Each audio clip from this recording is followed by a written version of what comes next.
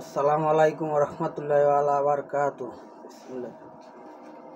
আজকে যে ঢাকা সিটিতে দেখা যাচ্ছে যে আন্দোলন চলছে, সাধারণত রিক্সাওয়ালারাও আন্দোলন করতেছে, তাদের সে আন্দোলনের মর্যাদা পাচ্ছে না এবং ছাত্ররা বিভিন্ন কলেজগুলোতে যে অরাজকতা চলছে, এগুলো আসলে জাতির জন্য খুবই কলঙ্কময় ঘটনা। আমাদের দেশ বাংলাদেশ, সোনার বাংলাদেশ, আর সেই দেশে আজকে জঙ্গি হামলার তৎপরতা চলছে। এগুলোর জন্য এখন যা দেখতেছি, এগুলো দেশের ভবিষ্যৎ ভালোর দিক না, ভবিষ্যৎ দেশের অন্ধকার দিকে চলে যাচ্ছে। তো সেদিক থেকে বাঁচতে হলে আমাদেরকে একটা ঐক্য গঠন করতে হবে এবং সাধারণ জনগণকে পাশে নিয়ে থাকতে হবে। আর সাধারণ এখন এই মুহূর্তে আমি যেটা বুঝি ভালো, আমার মনে হয় যদি সাধারণ জনগণ একতাবদ্ধভাবে একটা আন্দোলনে ডাক দেয়, হয়তো আমরা তাদের পাশে থাকতে পারবো এবং তাদের নিরাপত্তা দেওয়ার ব্যবস্থা করতে পারবো। আর এই অবৈধ সরকারকে উৎখাত করা যাবে, দেশকে শান্তির দিকে ফিরিয়ে আনা যাবে।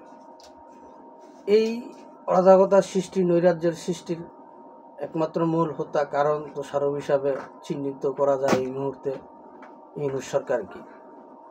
কারণ 5 জুলাই আগস্ট যে আন্দোলনটা হয়েছে, এই আন্দোলনে পাবলিক, সাধারণ ছাত্র জনতা একটা ভালো দিক নির্দেশনার জন্যই তারা মাঠে নামছিল। তাদেরকে কি বোঝানো হয়েছিল? যেমন আসিফ নজরুল, উনি বুঝিয়েছিল যে ভারতের 25-26 লক্ষ লোক এদেশে চাকরি করে, আর তারা সে আশ্বাস দিয়েছিল যে এই 26 লক্ষ লোক যদি চাকরি না করে ভারতের, তাহলে বাংলাদেশের ছাত্ররা চাকরি পাবে। কিন্তু এখন দেখা যাচ্ছে সেটাও মিথ্যা, সেখানেও মিথ্যাই বলা হয়েছে। কারণ আজকে সাধারণ ছাত্ররা, সাধারণ জনগণ কেন নামছিল? যে যদি 26 লাখ লোক এই দেশ থেকে বিতাড়িত হয়, সরকার পতন হয়, বিতাড়িত হয়, তাহলে এদেশ 26 লক্ষ ছাত্র জনতা চাকরি পাবে। কিন্তু সেখানে কি হলো? শূন্য রেজাল্ট আসলো। কোনো ভারতের নাগরিক নাই, ভারতের কোনো চাকরিজীবী নাই, একজনও পাওয়া গেল না। তাহলে এই যে মিথ্যা বইলা, বিশৃঙ্খলা, নৈরাজ্য সৃষ্টি কইরা, জঙ্গি হামলা চালাইয়া আজকে সরকার পতন ঘটাইছে, এর বিচার অবশ্যই হবে। 1971 সালে যুদ্ধের পরে 50 বছর পরে রাজাকারদের বিচার হয়েছে, কিন্তু বিচার বাংলার মাটিতে হয়েছে। তো এগুলারও বিচার হবে অবশ্যই, আজ না হোক, 10 বছর পরে হোক আর 50 বছর পরে হোক, এই নব রাজাকারদেরও বিচার এই বাংলার মাটিতেই হবে, আর জনগণই তাদেরকে প্রতিহত করবে। তবে এই মুহূর্তে এই নৈরাজ্যের জন্য আমি একমাত্র এই ইউনূস সরকারকেই দায়ী করছি। কারণ তারা যদি এই নৈরাজ্য না করত, তাহলে আজকে এই সরকারও পতন হইতো না, আর এই সাধারণ মানুষেরও এই অশান্তি হইতো না। আজকে অটো রিক্সা এগুলো বন্ধ করে দেওয়া মানে কি? মানুষকে কর্মহীন করা।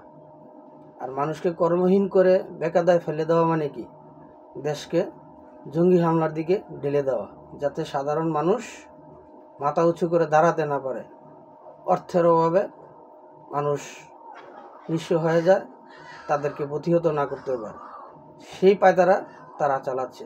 তবে এটা বাংলাদেশ, এদেশ স্বাধীনতার স্থীবিত মুসলিম নেতা, বাংলাদেশের জাতির পিতা, জাতির জনক বঙ্গবন্ধু শেখ মুজিবুর রহমানের নেতৃত্বে বিজয় অর্জন হওয়া স্বাধীন বাংলাদেশ। এই দেশের মানুষ আর ভয় পায় না। এদেশের মানুষ না খায়ও লড়তে পারে নৈরাজ্যের বিরুদ্ধে, সন্ত্রাসীদের বিরুদ্ধে, জঙ্গিদের বিরুদ্ধে। দেশের মানুষ না খায়ও লড়তে পারবে, কোনো সমস্যা নাই। তবে আপনারা সবাই একতাবদ্ধ থাকবেন, আমরাও থাকবো। তবে নেত্রী নির্দেশের জন্য আমরা অপেক্ষায় আছি। নেত্রী যখনই নির্দেশ দিবে আমরা অবশ্যই মাঠে নামব, এই দেশের স্বার্থে, জনগণের স্বার্থে, উন্নয়নের স্বার্থে।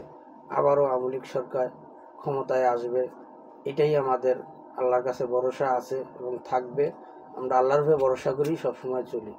আজকে যদি আমরা ক্ষমতা দখলদার ব্যক্তি হইতাম তাহলে আমরাও পারতাম, নাহলে যেমন তারা নৈরাজ্য কইরা এই সাধারণ ছাত্র জনতাকে, তারা পুলিশ, ছাত্র জনতা তাদেরকে হত্যা করছে পিছন থেকে, আড়াল থেকে। কিন্তু আমরা যদি চাইতাম আমরা ওপেন পারতাম ক্ষমতা দখল করে রাখার জন্য, কিন্তু আমরা সেটা চাইনি। কারণ ক্ষমতাই তো একমাত্র জনসেবা। রাজনীতি একটা হইল জনসেবা করার প্রধান রাস্তা।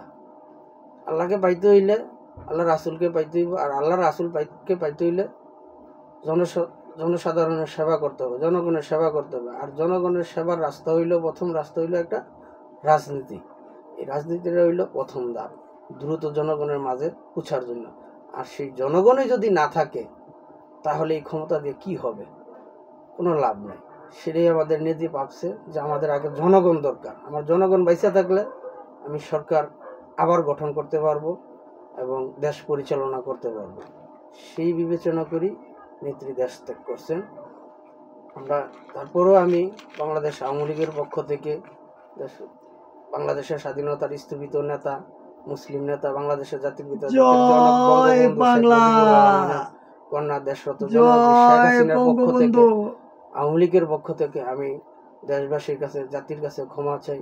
আমাদেরকে ক্ষমা করে দিবেন যদি ভুল হয়ে থাকে। কারণ আমরা মানুষ, আমরা ফেরেশতা না, আমাদের ভুল হইতেই পারে। তাই আমাদের ভুলের জন্য আমরা অনুতপ্ত, আমরা ক্ষমা চাই। আমাদেরকে দেশ গড়ার সুযোগ সবাই দিবেন আশা করি। আমাদের ভুলগুলো সংশোধন করার সুযোগ দিবেন আমাদেরকে, আমরা যাতে আমাদের অতীতের ভুলগুলো সংশোধন করে আমরা দেশের উন্নয়নের কাজ করতে পারি, জনগণের কাজ করতে পারি এবং সাধারণ জনগণের ন্যায্য অধিকার আদায়ের লক্ষ্যে আমরা কাজ করতে পারি, যেটা আমাদের জাতির নেতা বঙ্গবন্ধু শেখ মুজিবুর রহমান যে ন্যায্য অধিকার আদায় লক্ষ্যে যুদ্ধের ডাক দিয়েছিলেন।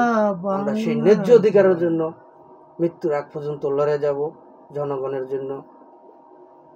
এই বলি আমি আমার কথা এখানে শেষ করছি। রক্ত দিয়েছি, রক্ত আরো দেব, এই দেশের মানুষকে মুক্ত করে ছাড়বো। জয় বাংলা, জয় বঙ্গবন্ধু। ইনশাআল্লাহ।